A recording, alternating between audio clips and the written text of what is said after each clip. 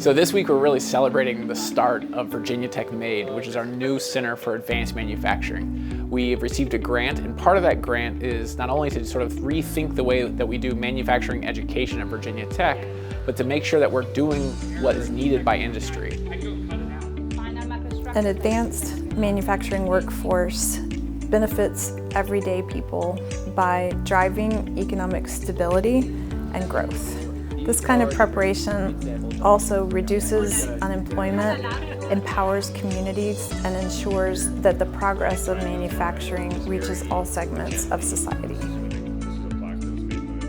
We lack the training capacity in the country. We moved away from manufacturing training into more service industry-oriented training.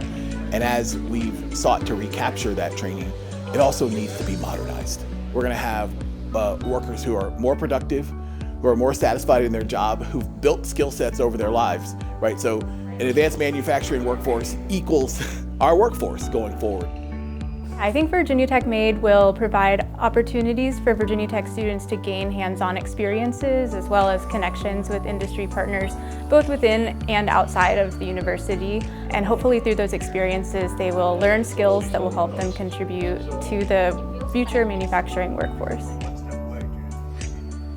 In today's workshop, our participants are not only engaging in brainstorming activities to help us listen to them about what they need, but they're also interacting with our faculty and our students to learn more about the research that we do here at Virginia Tech, but also to learn more about the educational activities that we already have ongoing. So really the two key takeaways that we hope that our partners will leave with are, first and foremost, our commitment to work together to define the future engineering workforce. And second, for them to see all of the exciting facilities that we have and overall our university's commitment to advancing the state of the art of manufacturing.